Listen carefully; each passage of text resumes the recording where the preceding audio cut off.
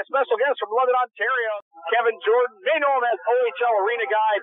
Has a bit of experience traveling to different rinks. Before we talk about that, though, Kevin is an outsider coming into the queue. What are your thoughts on the first 40 minutes of this game? It's been fun so far. It's been an interesting experience. It's not my first Q game. I used to live in St. John's, Newfoundland, so I was a fan of the Fog Devils during their very brief run here.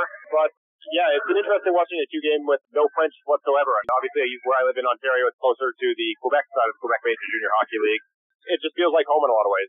You're from Ontario, so you live in St. John's. You've had a chance to go to different rinks around the league. What does someone who's been to a lot of rinks look for when you come into a new arena? I look for something different, basically. The buildings that have been built in the past 20 years all more or less look the same. You get outliers like Videoton Center. I haven't been to in Quebec City, but it looks from pictures very, very nice. Even though this place is 30 years old, is it? Yeah. It's different. It's got the wall of seats on the one side, and it just feels like it was built for a different time, and I like that. There's no point in traveling 1,800 kilometers from your home to go to somewhere that looks like somewhere in your own backyard. Yeah, fair enough. And you mentioned the wall of seats. We see that in Moncton, but not common in the OHL. I wanted to ask about the lighting, the LED lighting, because Jamie Tozer from St. John came here, and that was something he noticed. Is that common in your travels? Because it's new for us here in Cape Breton. I haven't seen it before, but I haven't done a lot of traveling in the OHL in the past couple of years. It's because anytime a new building comes out, a team moves into a new arena, obviously I'd like to make the trip just to see what's there. But I really enjoy new things. I've been to, say, well, it's about an hour from where I live, maybe 9 or 10 times. I don't need to ever do it again. I love hockey, obviously. I'm a London Knights fan. I do follow the team, but not as much as I used to. For me, I'd rather spend the money coming to a place like Cape Breton that's new and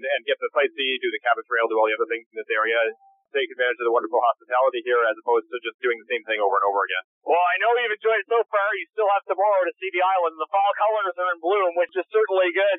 What's the most interesting arena you've seen in junior hockey? Most interesting is a tough one because you go all the way back to the Windsor Arena, which is now closed, was built in 1924, right up to the buildings that are still opening. I think my favorite is probably the Palais des Sports in Val-d'Or. Isolated, it's in the middle of nowhere, and it's just this tiny little building where nothing has changed since it was built in 1949. It's just a great experience. The fans are just on top of the action, literally, and loud and really into the game, even in early October, which was when I was there. It's probably my favorite place that I've been. Have you seen a rink that's able to give those new quirks while at the same time keeping that atmosphere? Is that possible? I think what does detract from it on some levels is the way the games are presented these days, because obviously it's now a multimedia experience, and you're just looking right now, they've got the advertisement on the board for post a picture to social media using our official hashtag. That's the way the world is these days, but if people are looking down at their phones, they're not necessarily paying attention to the game in the same way. I do remember going to games at the old London Gardens when I was a kid, where there was nothing to do but pay attention to what was going on the ice. There was literally nothing else to distract your attention, so I think that created atmosphere. Because when fans are really into the game, they don't necessarily make noise. They do it when they're bored, or when they have something to say, or when they're trying to spur the team onto something. And now these days, it's not really a comment on society or anything like that. It's just, it's the world that we live in.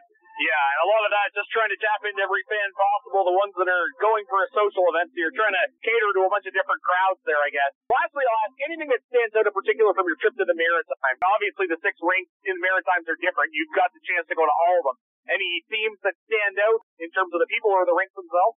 Just the tremendous sense of welcoming. I've also been to games St. John's. I used to live there back when the Fog Devils were in town. And Ontario is home for me. I won't say a bad word about Ontario, but the down-home hospitality here on the East Coast is just something that you don't get elsewhere in Canada.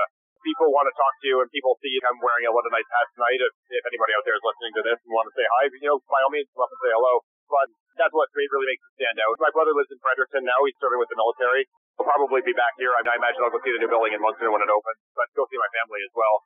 And that's what I really enjoyed about being here. Yeah, and as we talked about off the mic, unfortunately not seeing a Q team in Fredericton, but maybe in St. John's again one day. But we appreciate you telling us about all your travels, Kevin. Thanks for this. Enjoy the rest of the game and the trip. Thanks for having me. That's Kevin Jordan. You may know him better as OHL Arena Guide on Twitter. He's traveled around to a lot of arenas around the OHL and the Q, giving us some perspective as someone who's seen a lot of different buildings, and interesting to hear that on the broadcast.